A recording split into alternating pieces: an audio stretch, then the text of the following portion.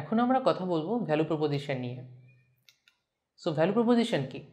ধরুন সকাল থেকে আপনি মার্কেটে শপিং করছেন, দুপুরে আপনার খিদে লেগে গেল, নিশ্চয়ই আশেপাশে কোনো খাবারের দোকান অথবা ফুড কোর্টে যাবেন। সো কোন দোকানে যাবেন? দোকান তো অনেকগুলোই আছে। সো দেখলেন পাশাপাশি দুই দোকানের একটিতে এসি নেই, আরেকটিতে এসি আছে। সো আপনি হয়তো এসিওয়ালা দোকানটিতেই যাবেন, কারণ গরমে শপিং করার পর নিশ্চয়ই এমন জায়গায় খুঁজছেন যেখানে এসি আছে। দাম, লোকেশন সবই একই হওয়ার পরেও ওই এসিটাই এসিওয়ালা দোকানের ভ্যালু প্রপোজিশন। সহজ কথায় আপনি যে কারণে ওই দোকান বেছে নিয়েছেন সেটাই ওই দোকানের ভ্যালু প্রপোজিশন। আবার আপনার হয়তো পরিচিত এক ফুচকা দোকান আছে, যেখানে আপনি ঘুরে ফিরে যান ফুচকা খেতে, কারণ ঝাল বেশি দেয় সেই ফুচকা মামা। এই অতিরিক্ত ঝালের ব্যাপারটাই ওই ফুচকাওয়ালার ভ্যালু প্রপোজিশন।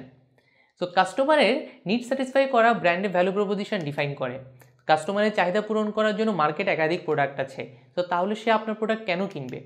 এই প্রশ্ন উত্তরে আপনি যে কারণটি বলবেন সেটি আপনার ভ্যালু প্রপোজিশন। যেমন আপনি হয়তো প্রোডাক্ট খুব তাড়াতাড়ি ডেলিভারি দেন, এই কুইক ডেলিভারিটাই আপনার ভ্যালু প্রপোজিশন হতে পারে। এই জন্যই হয়তো আপনি রিপিটেটিভ কাস্টমার পান। যেমন আমি লাইফবয় সাবান ব্যবহার করি, সো বাজারে তো আরও অনেক সাবান আছে, লাইফবয় কেন ব্যবহার করি আমি? সো কারণ লাইফবয় স্বাস্থ্য সুরক্ষার আশ্বাস দিয়েছে, 100% প্রোটেকশন ফ্রম জার্মস, এটাই তাদের ভ্যালু প্রপোজিশন।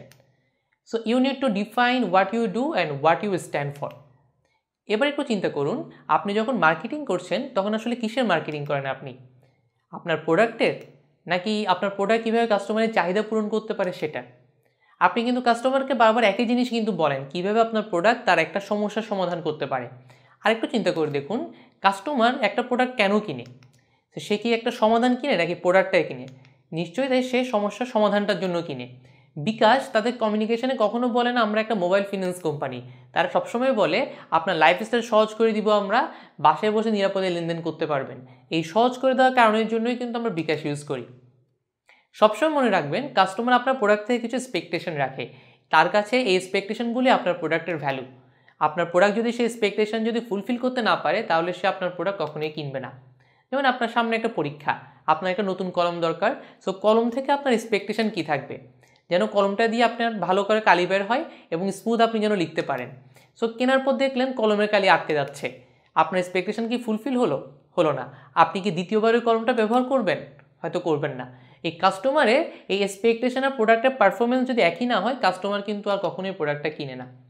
সো আপনার ব্র্যান্ডের নাম বা আপনার প্রোডাক্ট বা সার্ভিসের নাম দেখলেই কাস্টমার যে জিনিসটা চট করে ভেবে নেয়, সেটাই কিন্তু আপনার ব্র্যান্ড ভ্যালু, যদিও সে ভ্যালুটা কিন্তু আপনাকেই ফুলফিল করতে হবে।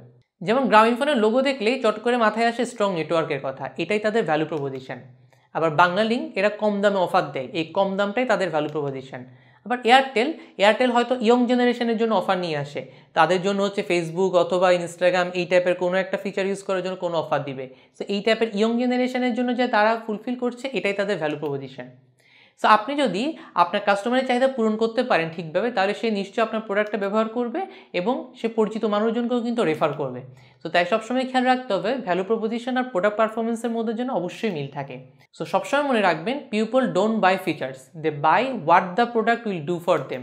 জাস্ট মেক শিওর দ্যাট এই বন্ড অফ ট্রাস্ট যেন কখনো আপনি ব্রেক না করেন। Happy landing.